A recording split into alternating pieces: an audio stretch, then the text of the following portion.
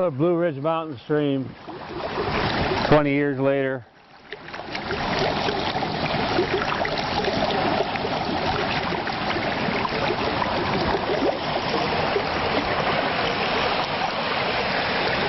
Well, they were lucky, these soldiers, if they could find a place like this. Some place to have respite in the middle of the day, get out of the sun, get off the dusty roads, maybe strip down, wade into the stream and get cool. Well, today we're going to Gettysburg. Well, that is, we're going to the approaches of Gettysburg. We're going to go into the Cumberland Valley, go to Shippensburg. I'm going to show you where Edward Johnston's division was located and how it could have gotten across the South Mountain without having to go back to the Cashtown Gap and then going east to Gettysburg.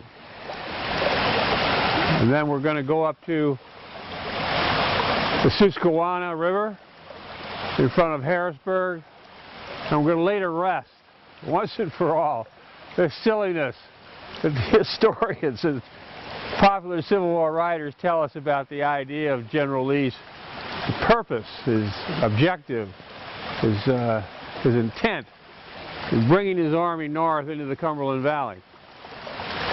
They want to tell you that he was going to try to capture Harrisburg, which is silly. And anyone can figure that out by simply going to the Susquehanna River in front of Harrisburg and looking at it. Take a look at the historical water levels of the river in late June, early July of every year, and see if you can find any evidence of any human being ever wading across the Susquehanna River in front of Harrisburg at that time of year. And when you finally realize that the fact of the matter is it never happened, and probably never will happen, you have to immediately throw out this nonsense about Harrisburg having anything to do with General Lee's plan.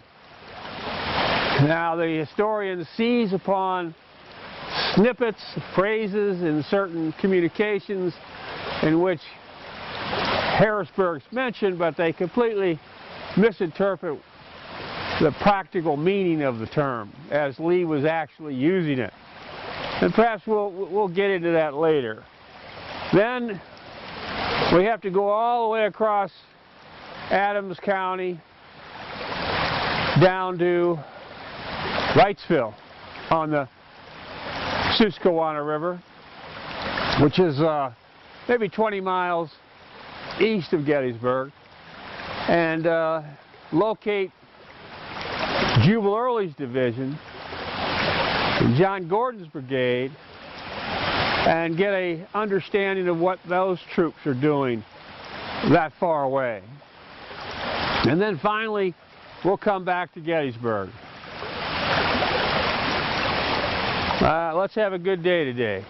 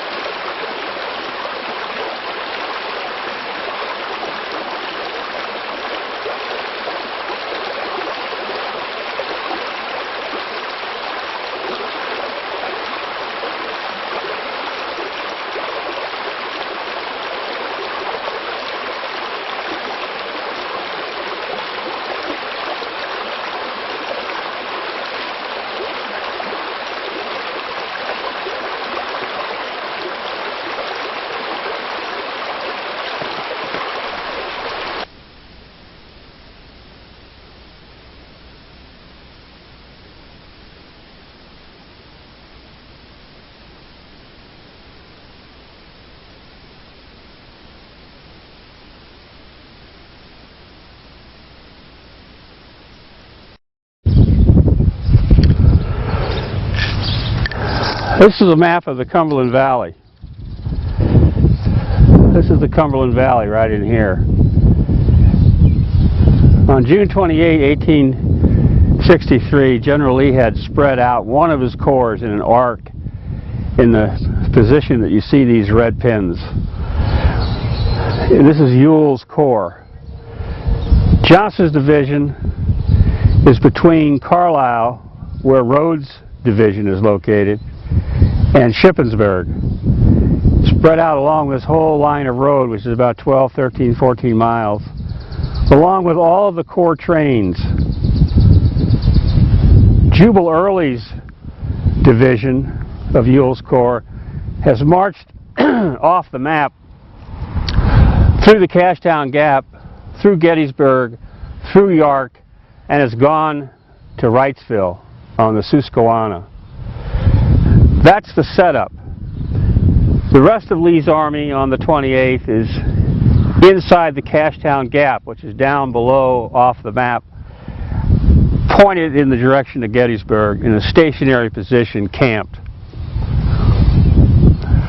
I'll show you on another map what's happening with the Union Army during these several days. Now on the 28th, early on the morning of the 29th, Richard Ewell receives a message from General Lee telling him that he wants Ewell to move his two divisions, Rodes and Johnston, to the east side of the South Mountain, which is right here, and move in the direction of Cashtown and Gettysburg. Ewell takes Rhodes' division and marches in the direction indicated by the message. But for a reason that the record does not document, Edward Johnston's division did not follow Rhodes around the South Mountain. Instead, Johnston went south toward Chambersburg with the trains and went into the Cashtown Gap. And as a result, Johnston's division was not in position in front of Gettysburg at the critical moment it was needed. And that allowed the Union forces that had been broken up and were retreating to gather themselves on Cemetery Hill and hold that hill to nightfall. So the decision, whoever made it and under what circumstances, for Johnston to march south toward the Cashtown Gap instead of east directly across the South Mountain in this location is a mystery that can't be solved by reference to the record. It can only be the answer can only be inferred. The answer can only be inferred from all the circumstances of the case. Now, these division commanders, including the Corps commander, Richard Ewell, was well aware that there was a road directly across the South Mountain in this location that would take Johnston's division directly to Gettysburg quickly. It's recorded. It's a piece of evidence in the record. And I'll show you that road.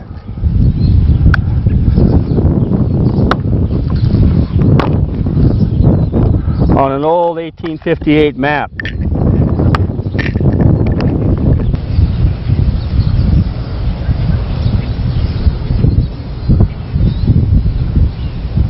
That red line is the road.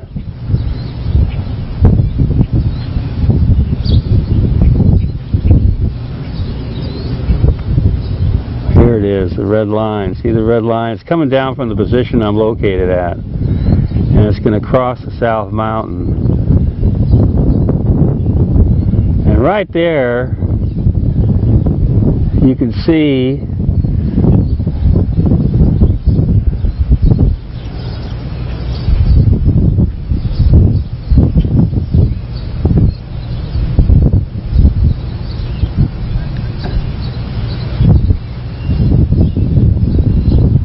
an old furnace.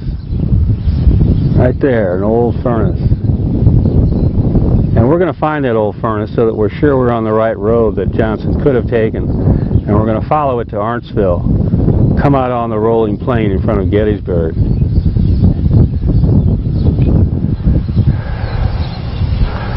Now, in front of us,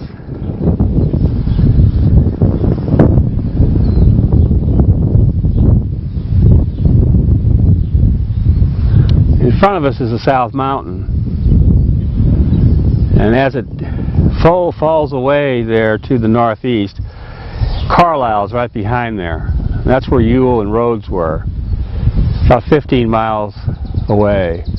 Johnson is behind me, and he has a choice. There are several roads. You can see the clefts in the mountain, and in each cleft there's a road. But the road, the wagon road that would have been able to handle his trains is over here in the cleft. You can see in the foreground the slope of a mountain, and then in the background a higher mountain. It's around that, the road goes around and up that cleft, and we'll know that when we find the old furnace.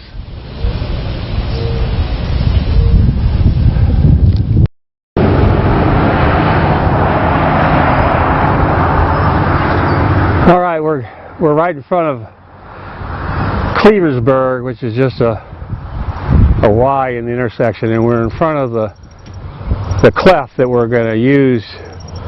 We're going to find the wagon road, and we're going to go up through that cleft, cross the South Mountain, and come out at Arntsville. Now, this is the route that Johnson could have taken.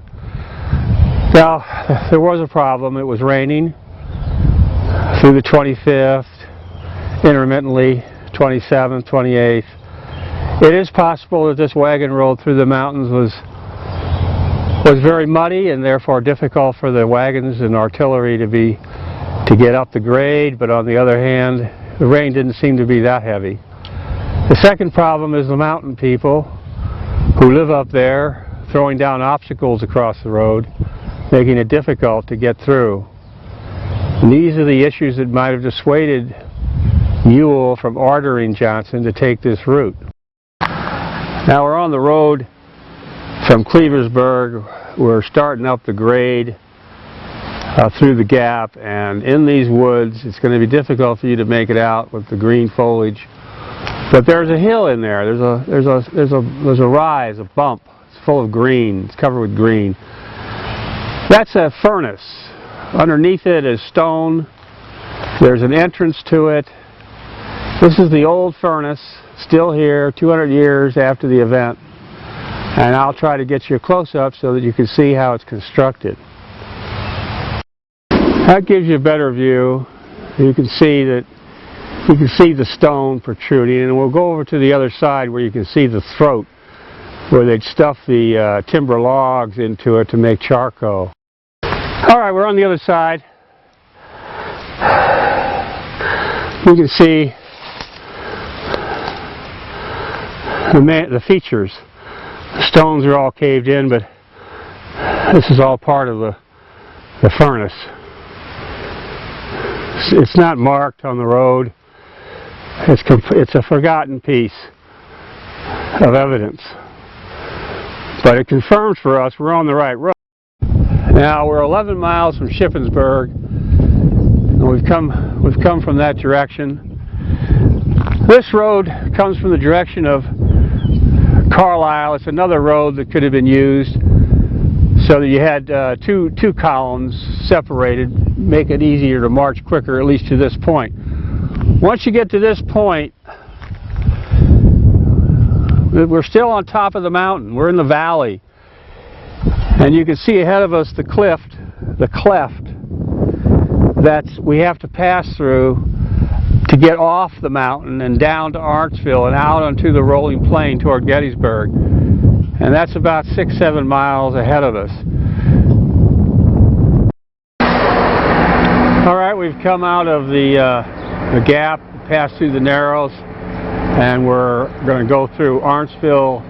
We'll go a couple of miles out onto the rolling plains, and then we're going to stop and we're going to turn north and go to Harrisburg.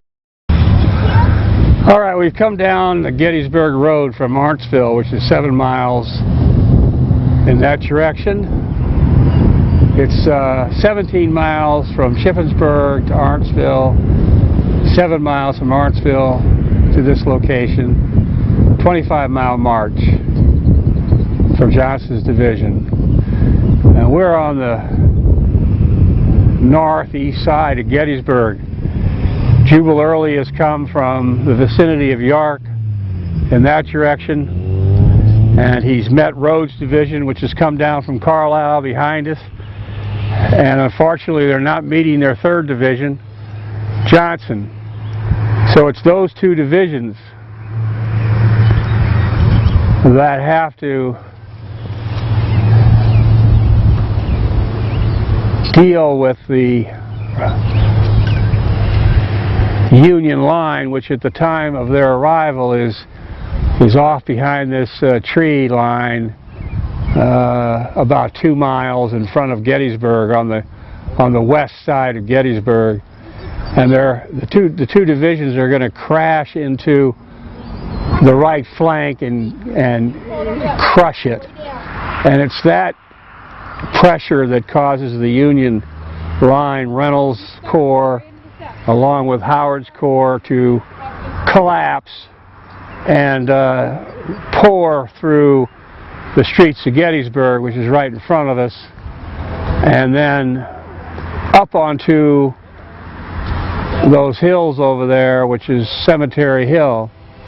Now, if we had Johnston's division here at the time that retreat is occurring, and we threw Johnston's division in a battle line right down this road, there's just no way that the Union could consolidate on that hill and hold it to nightfall, which means that the Union Army would have retreated from Gettysburg on July the 1st and moved back to Pipe Creek at the Mason-Dixon line, which was Meade's plan.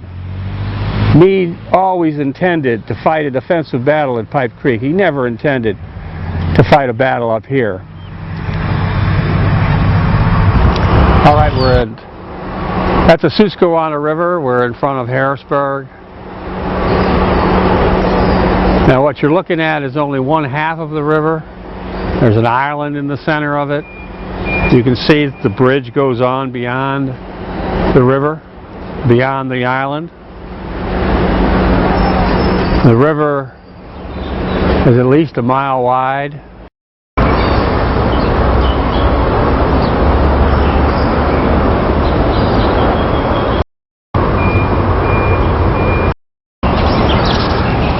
Now, the standard stories of the situation, there's a gentleman named Lynn Folkenkamp of the United States War College in Carlisle, who you can Carlisi, who you can go on battlefield walks with, and he'll tell you, quote,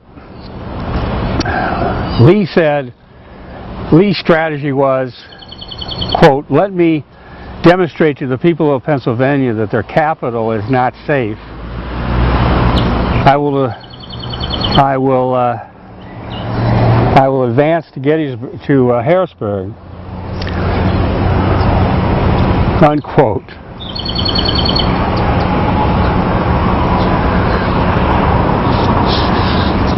Another gentleman, Eric Campbell, Park Service gentleman, he'll tell you that Lee's main objective was to draw the enemy into the open and pounce on it and destroy it, unquote. He's the guy that's got it right. Another fellow, Bill Valoni, a licensed battlefield guide, will tell you, quote, he's coming up here to feed his army. It's as simple as that, unquote.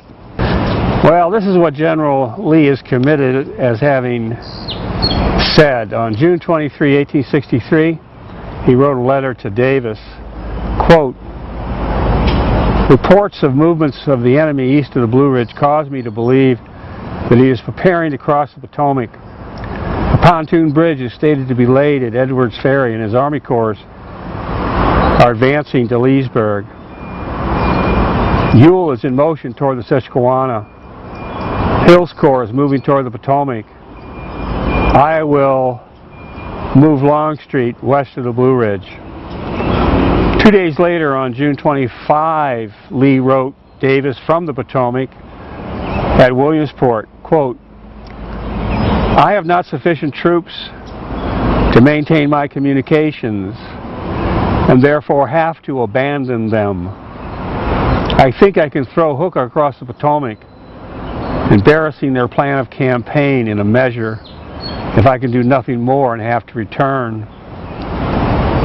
Unquote. After crossing the Potomac, on the other side, he wrote a second letter to Davis the same day. Quote, "Mr. President, so strong is my conviction of the necessity of activity on our part in military affairs that you will excuse my adverting to the subject again, notwithstanding what I said in my previous letter today. It seems to me that we cannot afford to keep our troops awaiting possible movements of the enemy, but that our true policy is, as far as we can, to employ our own forces as to give occupation to his at points of our selection." Now, the point of selection, as early as June 25th and really several months earlier, is not the dome of the state capital of Pennsylvania, which is across this river, but Gettysburg. On July 4, 1863, as the battle was ending, Lee wrote Davis from Gettysburg, "After the rear of the army had crossed the Potomac, Ewell pushed on to Carlisle and York. The other two corps closed up at Chambersburg, and soon afterward intelligence was received that the army of Hooker was advancing. Our whole force was directed to concentrate at Gettysburg." Now there is the truth of the matter in a nutshell. Everything else that contradicts that truth has to be discarded unless it can be established in evidence that that piece of evidence you want to use to contradict the story can be received as something authentic.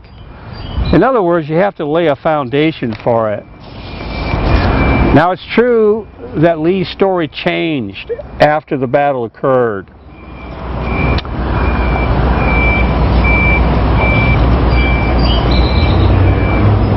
In his first formal report, dated July 31, 1863, from Culpeper, Virginia, he wrote, "It was thought that the corresponding movement of the enemy," that's Hooker's enemy, Hooker's army, "might offer an opportunity to strike a blow at the army then commanded by Hooker.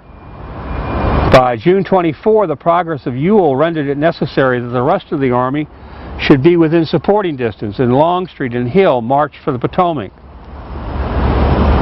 No report." Now, at this point, Lee is starting to do a bit of dissembling. And you have to recognize that Lee, in certain aspects of his reports, is lying. And the proof of his lie can be shown by the evidence available to contradict what he says. No report had been received that the Union Army had crossed the Potomac. Well, we heard earlier on the 23rd that he was well aware. It was obvious the army of Hooker was about to cross the Potomac. Lee goes on, "In the absence of cavalry rendered it impossible to obtain accurate information." And now he gives an excuse for crossing the South Mountain toward Gettysburg, based on those predicates. In order, however, to retain it on the east side of the mountains, after it should enter Maryland, that's Hooker, Ewell had been instructed to send Early eastward to York, while the remainder of Ewell's corps proceeded to Carlisle. Now, the point is that when whoever the Union Army commander is, when he approaches the South Mountain and Turner's Gap in the Middleton Valley, he's expecting that we're going to be confronted with General Lee's army coming from Hagerstown. But as that does not materialize, the Union commander is going to get reports that Confederate infantry are marching all across the broad countryside of Pennsylvania toward Wrightsville, toward York, toward Hanover. And the natural reaction is to block that activity because it poses a threat not only to Baltimore but Washington. And so the Union force is going to move from a concentrated position in the Middleton Valley to a dispersed situation where their corps are spread out on a 25-mile line.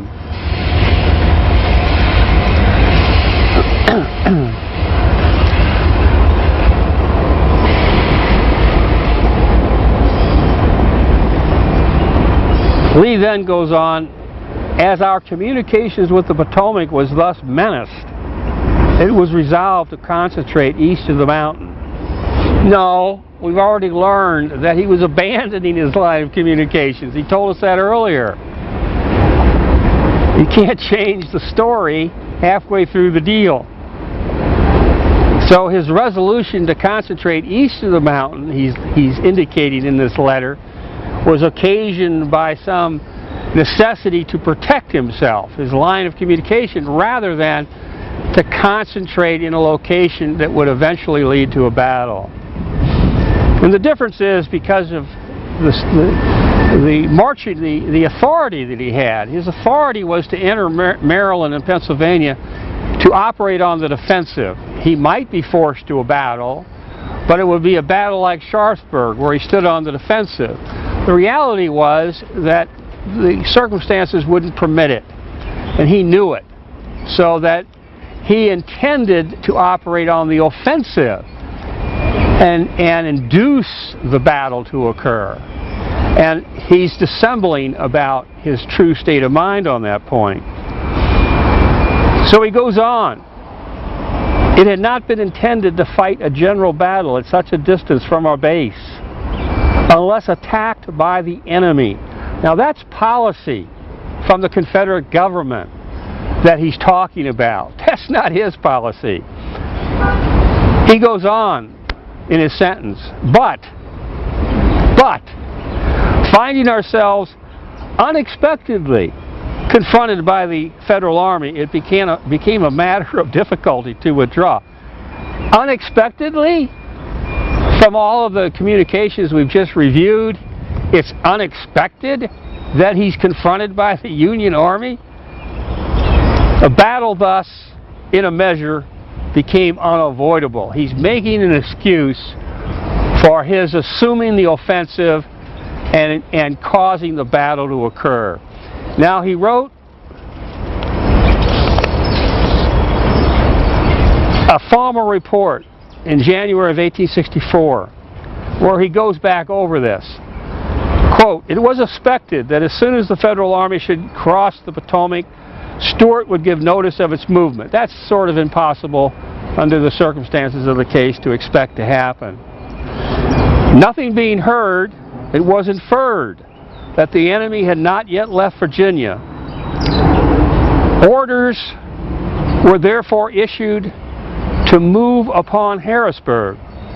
The expedition of Early to York was designed in part for this undertaking by seizing the bridge over the Susquehanna at Wrightsville. Now, in a courtroom on the witness stand, General Lee would be annihilated on that statement. His credibility would be in shatters. The jury would clearly see that he is lying when he makes that statement. And we'll see that when we get to Wrightsville. The last line in his report that I'll mention is this, quote, "The advance against Harrisburg was arrested by intelligence received from a scout on the night of the 28th, to the effect that the army of Hooker had crossed the Potomac and was approaching South Mountain. To deter him," again we're going back to an excuse for why we're going to concentrate east of the mountain, "to deter him from advancing farther west and intercepting our communications with Virginia," which Lee earlier had told us he had abandoned, it was determined to cross the army east of the mountain. That's his excuse for why he violated Confederate government policy, which is to operate on the defensive. Now let's head for Wrightsville and see whether Lee's statement in this report can be verified as something that's true. The expedition of Early to York was designed in part to prepare for this undertaking, seizing Harrisburg, by seizing the bridge over the Susquehanna at Wrightsville. Let's see if that's true. reached Wrightsville. We have Gordon's brigade of Early's division that has occupied this town, and ahead of us is the Wrightsville Bridge. Now, are we supposed to seize this bridge or destroy this bridge? What are we supposed to do here? What does the record tell us we're supposed to do here? Well, we're going to have to depend on Jubal Early for that, and we'll go down to the riverfront, and we'll take a closer look at this bridge and discuss that issue. This is the Wrightsville Bridge. Susquehanna at Wrightsville. Across the bridge on the other side is Columbia. Now, according to General Lee's report, we want him to be honest. This is what he tells us.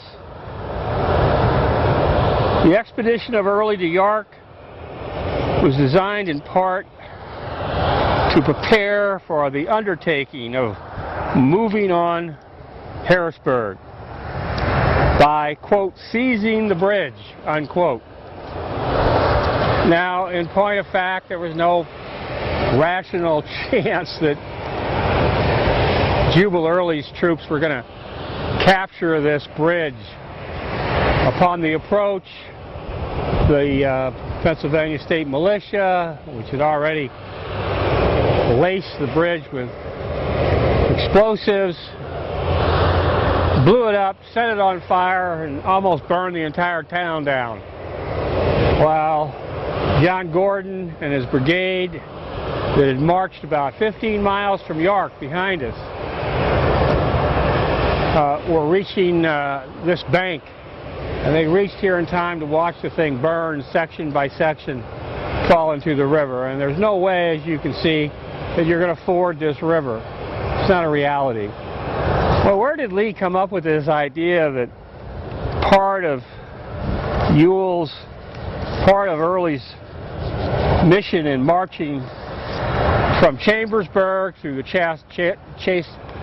through the Cashtown Gap, through Gettysburg, and up to York, sending Gordon forward to this point? What was he supposed to be doing? Well, in his own report, Early talked about the fact that he was sent here to burn the bridge, which is logical, because if we're going to fight a battle at Gettysburg, we want to block all avenues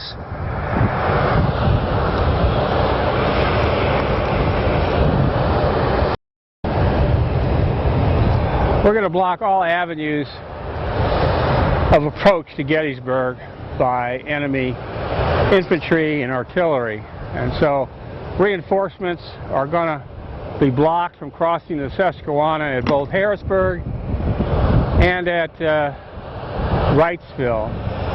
Also, there's a train, a railroad, that runs from Baltimore behind me through Wrightsville and up to Harrisburg on this side of the river. And while Early is occupying York and Gordon is coming here to Wrightsville, the cavalry that is with Early is fanning out on all directions and burning, destroying every railroad bridge within a 20-mile radius at this point. And that's what they're spending their time doing. That's why they're here. That's the activity they're engaged in, making it impossible to use the railroads on the approaches to Gettysburg.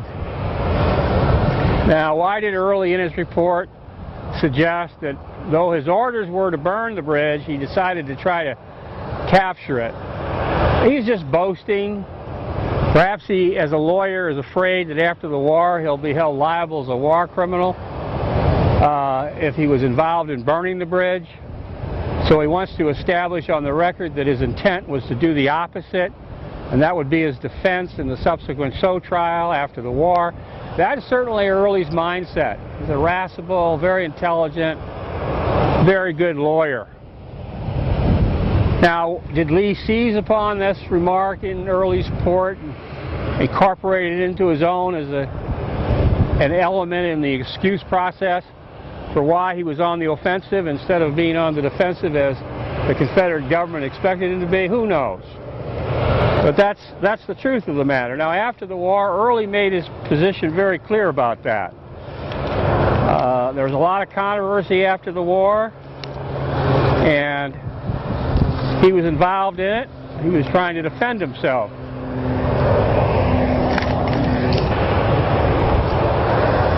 So he was writing letters. And one letter he wrote to contradict this idea that the objective of his coming over here was to seize the bridge for the purpose of crossing the Susquehanna and then moving north up the left bank toward Harrisburg. Now, in his report, Early did make that claim. But it's silly, because that's 30 miles away. And he said, well, I'll get horses. My 10,000 troops will find horses over there. And we'll ride the horses. Well, after the war, he provided a timetable. And he tells us that on June 25, when he was at Chambersburg, he met in conference with Richard Ewell, Johnson, and Rhodes. And the four of them decided between themselves where they were going to be each day that passed for the next 4 days, up to the 29th. And his point in showing us this timetable is to show that it was always intended that by the 29th, having reached this position, he would be falling back toward the South Mountain. And Ewell would be falling back either south toward Chambersburg or southeast toward the line of Early's march. That was Early's reason for giving us this timetable. And each of the days actually conform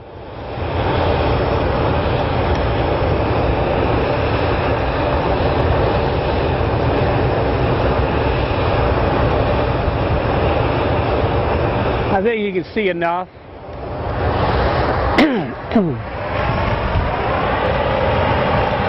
On the 26th, Mummersburg to Hunters Town. On the 27th, march to Dover. 28th, march to York and toward the Wrightsville Bridge. 29th, prepare to march back.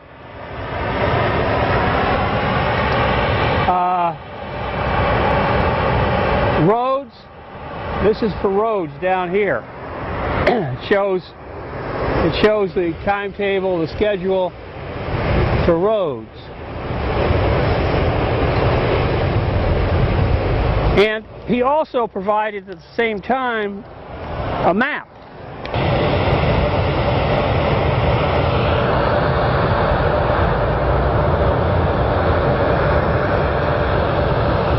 And you can see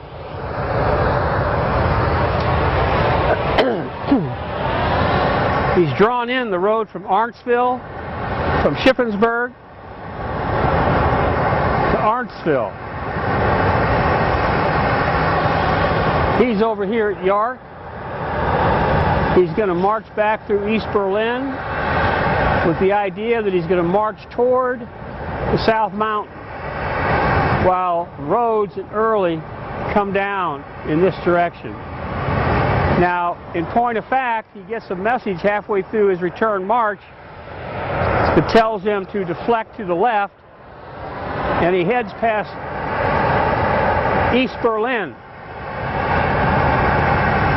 and Abbottstown, heading toward Gettysburg. And I'll show you on the way back the Pigeon Hills at that location and talk to you about Kilpatrick's Union Cavalry and Jeb Stuart. But this is the evidence that makes it, you know, almost, it's hard to dispute the reality that from this evidence that there was never any intention for the Confederate Army to cross the Susquehanna at either location. It's all a matter of destroying bridges, breaking up the opportunity for the Union to get up reinforcements.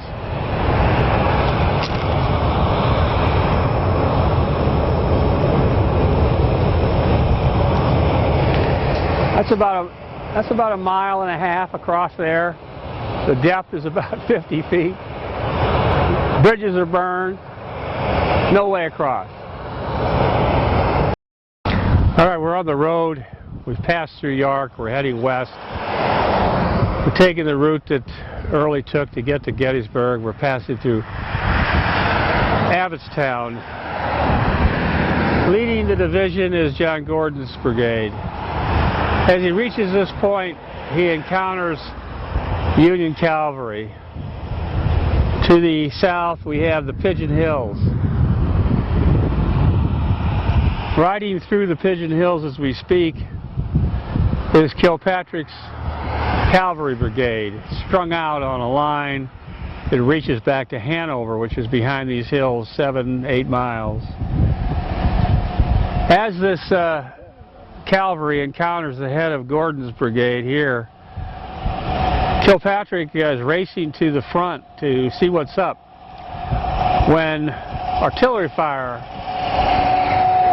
tells him that his rear has been attacked in Hanover. And what's happened is that Jeb Stuart has come into Hanover and slammed into the rear of Kilpatrick's column. Stuart knows that Early is on this road marching west, and he attacks Kilpatrick in order to distract Kilpatrick from continuing through the hills and harassing Early's march.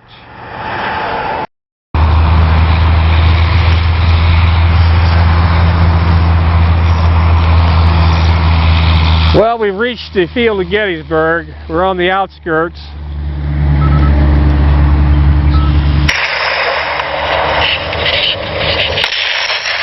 You can hear the guns firing.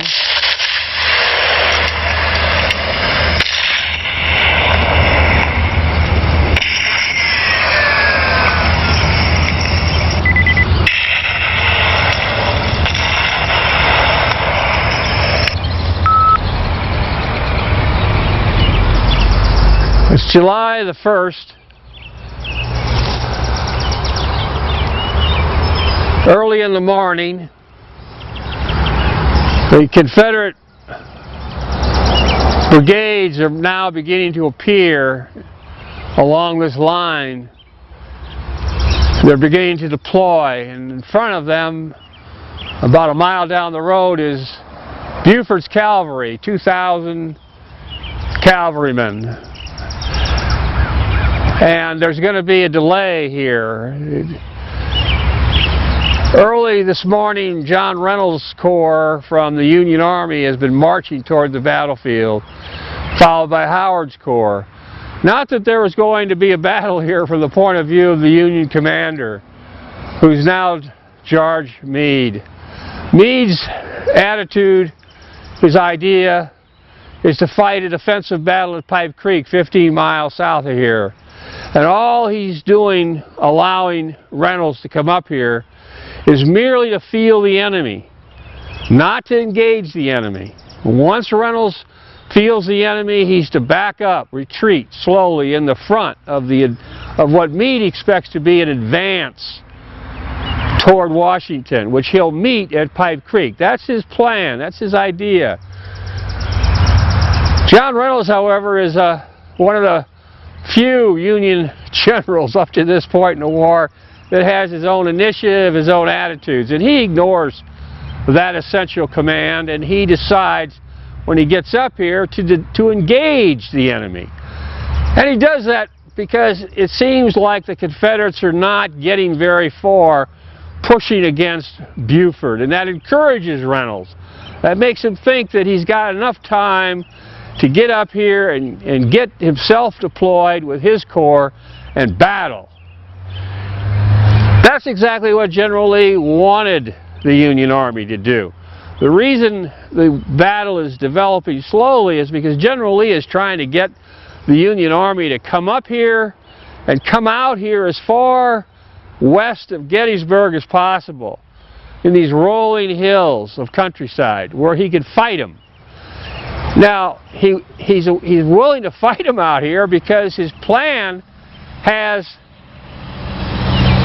Ewell's Corps getting into position over there where the sun is, so that once these two lines become engaged here in front of us and they're grappling, about noon, two divisions of Ewell's Corps is going to appear, and it'll turn out to be this. You got a long line here. It's fighting. It's engaged. It cannot disengage because the men are grappling. The men are fighting. You can't just back out because the men that you're fighting with won't let you. So in that configuration, if a force appears on your flank and toward your rear, you not only now have to fight what's in front of you, but you have to resist what's coming against your flank. And this idea goes all the way back to Frederick the Great. It's called the sweep of the dragon's wings. And this is the tactic, this is the strategy that General Lee had developed. His idea is to crush it like that, and it works.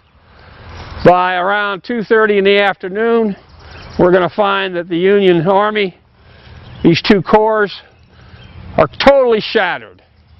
And the soldiers are running pell-mell backward toward the southeast through the streets of Gettysburg, which is down that road that we see in front of us. Now, I'm going to spend the day taking you through the battlefield and explaining to you my analysis of how the battle unfolded, and we'll have a preliminary discussion about how we got here in the last 24 hours. And then I'll leave Gettysburg at the end of the day. I'll leave you with 30 years of experience as a trial lawyer. I've read all of the official reports. I've read all the existing correspondence, both during and after the war. And the presentation I'm going to make to you today is what I would make to a jury in a courtroom when I was trying to win my case. And I'll leave the verdict to you.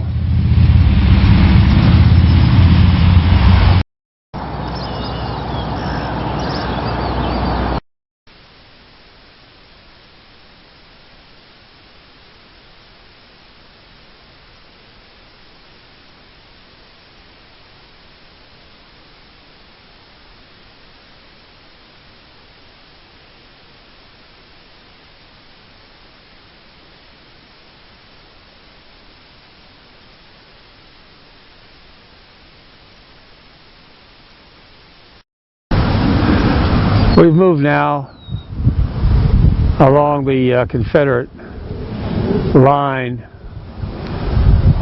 Rhodes Division. We've moved east.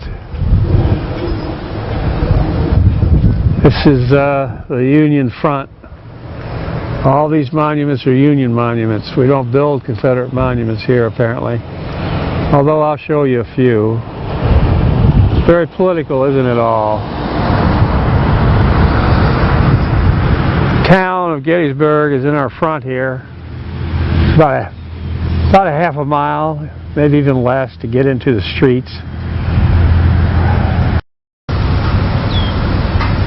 That's the center of town.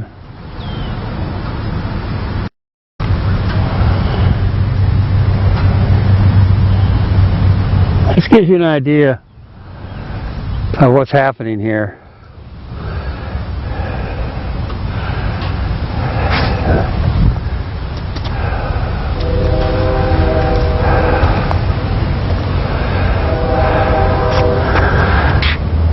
This is Hill's Corps, and this is Rhodes Corps, Ewell's Corps. This is the town of Gettysburg, and what's happened is that the Union troops are collapsing from the pressure that's coming at them. Remember that dragon wings coming from the two angles? And they're retreating now through Gettysburg, through the streets of Gettysburg, and they're going to try to take a position over here on this hill. And what we need is another Confederate division, fresh Confederate division in a battle line, ready to go into action to join the pressure, to keep the pressure up.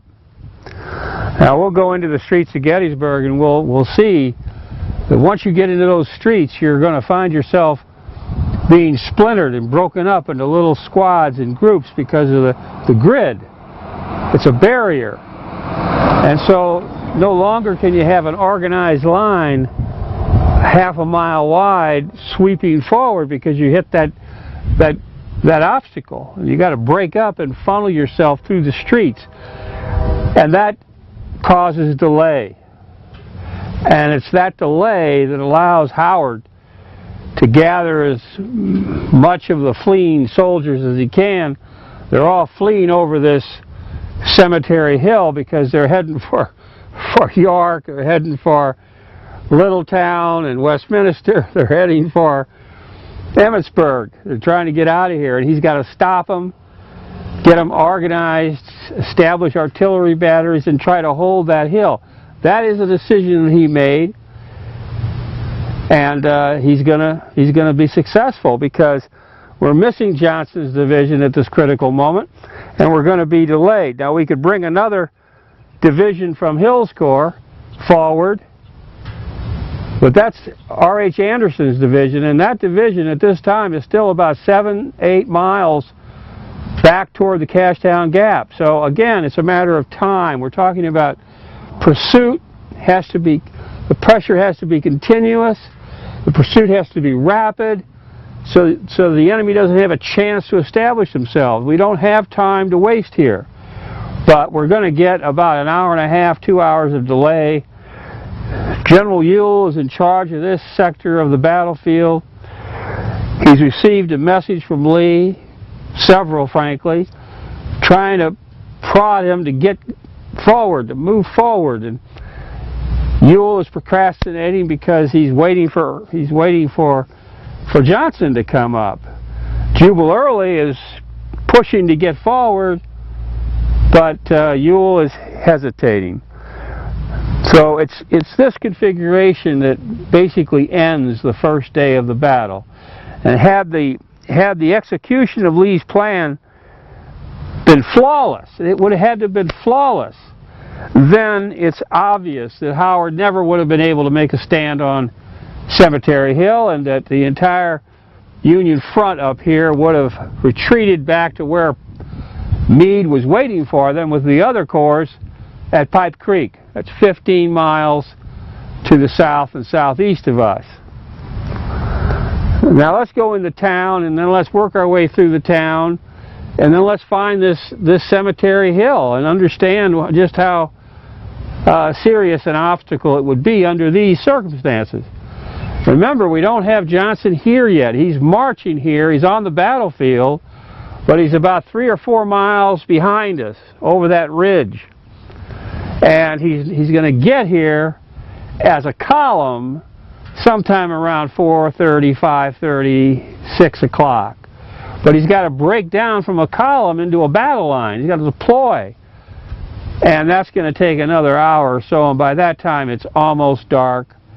And Howard's had 2 hours to get himself organized up there on that hill, and the firing dies out as dusk arrives.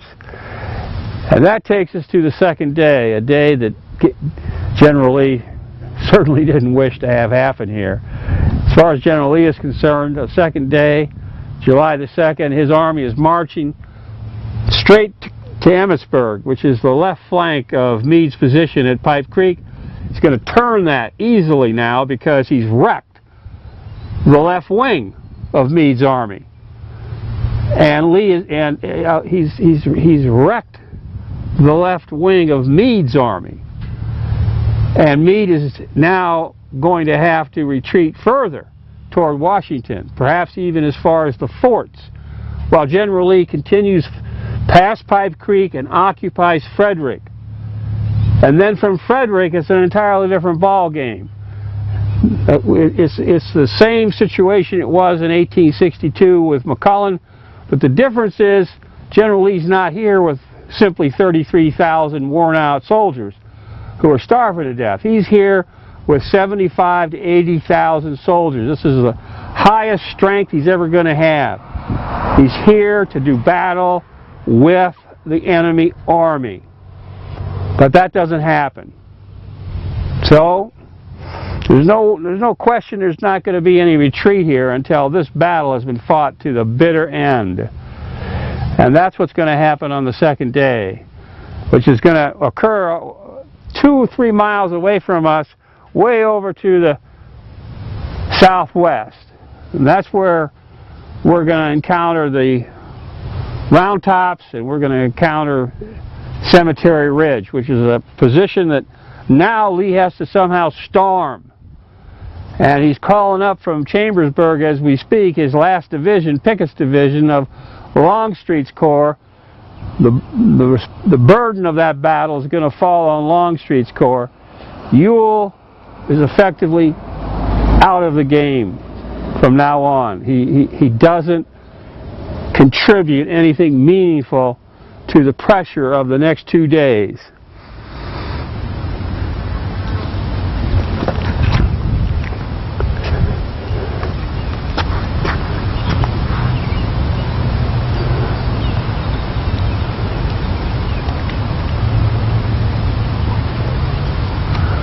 Once again, we have this continuous line of monuments, all Union regiments and brigades. Over here, where the attackers came from, the ones that caved in this line of stone blocks and sent these Union soldiers reeling in terror back through the streets of Gettysburg. They came from this vacant land over here. And their monuments are here in spirit because this is where they fought. And this is where they were successful up to a point. All General Lee can do is formulate a design and set it in motion, and once it's in motion, the collision comes. It's up to the individual commanders controlling the divisions and the brigades and the regiments to get the pressure in the right place, keep the battle going. Well, this hero is Barlow, Union officer, commanding a division in Howard's 11th Corps. They get out here around noon. They try to hold back early. He's coming out of the woods and crossing the fields, getting around their flank, which is why these guns are here. And behind us you can see off Big Round Top, which is where the battle is going to gravitate to tomorrow morning. Actually, it doesn't actually get going until the afternoon. So we're at the extreme right flank of the Union defenses.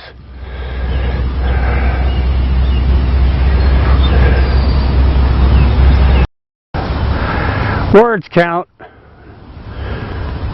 just as well as monuments. It's John Gordon's brigade, Early's division, Ewell's Corps, that breaks through this Union position here. It's an obstinate battle, nobody's denying that. But at the end of the day, Barlow's division is swept aside by the 13th, 26th, 31st, 38th, 60th, and 61st Georgia Infantry Regiments. So Georgia turned the flank today.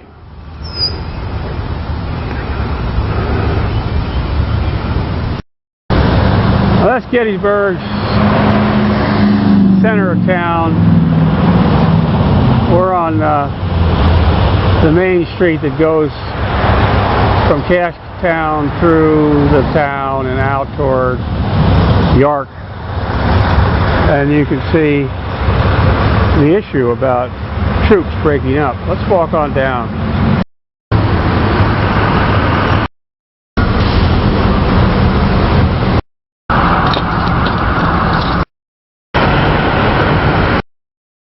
You can see the elevations climbing on this side of town. Gettysburg.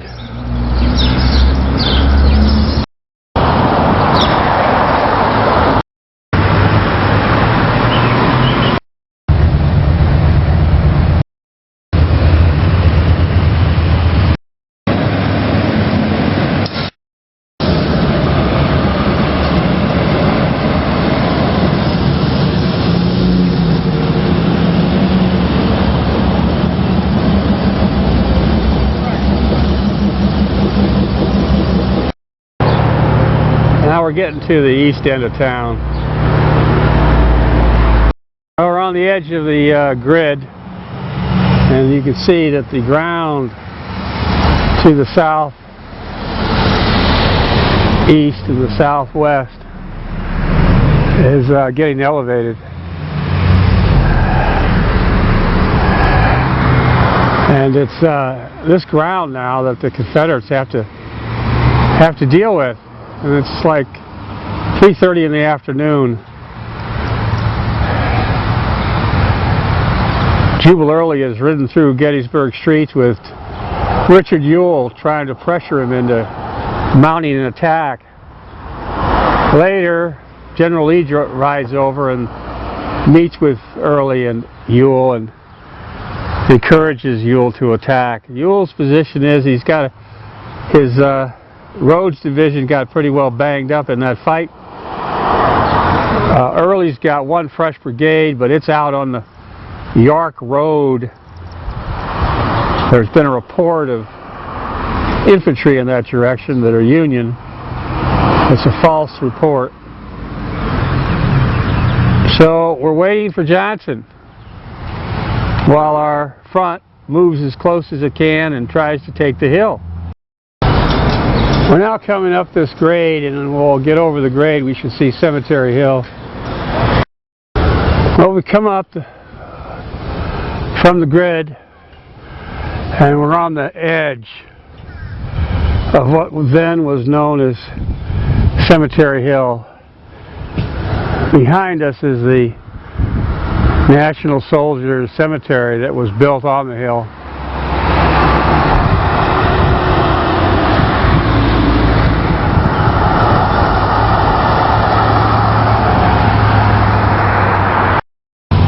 Now, sometime around 4 p.m. in the afternoon, Hancock shows up. He had been the commander of the 2nd Corps, which was at Tandytown as we speak. And Meade sent him up here to assess the situation. The plan was still for Howard and Reynolds Corps to come back to Pipe Creek. Well, when Hancock got up here, he looked this ground over and decided that this was the place that the battle should be fought, and he sent a message back to Meade telling Meade to bring the rest of the army up here. This is all that's left. More Union monuments to the victor.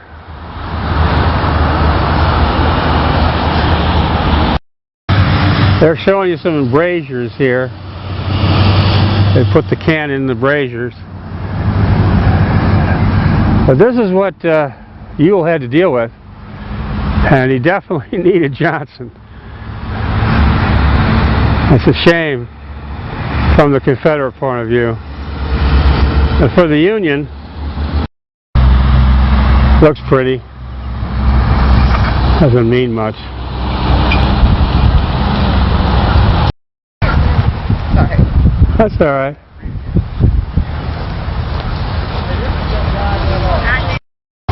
Oh, look at this. Now we've come up to the crest of the hill, the crown, looking out toward Ewell.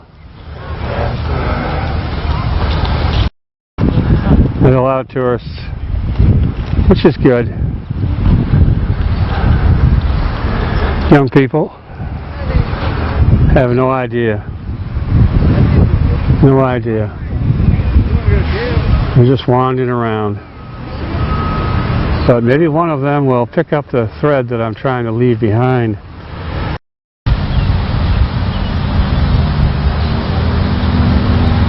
You can see how this hill falls off in the direction of Ewell's Corps. This wooded prominence over here is called Culp's Hill, and either behind it or over in this direction would be Wolf's Hill.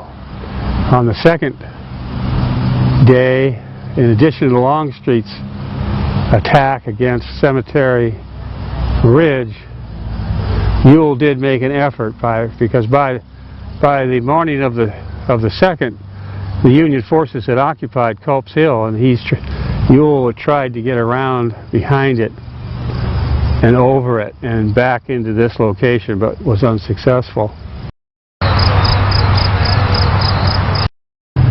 Now, most of the Confederates, that stone wall you see down there, that's essentially where the bulk of their forces reached. Some of them reached up into these guns for a few minutes, but they didn't get much further. They didn't stay very long.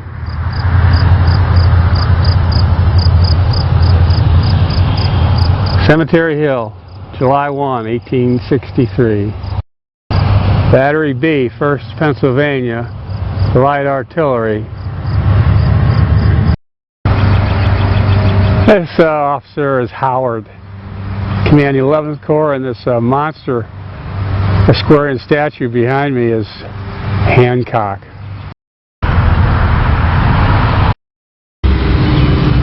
He gets the biggest statue because he made the decision. If Hancock hadn't come up here, he made the call.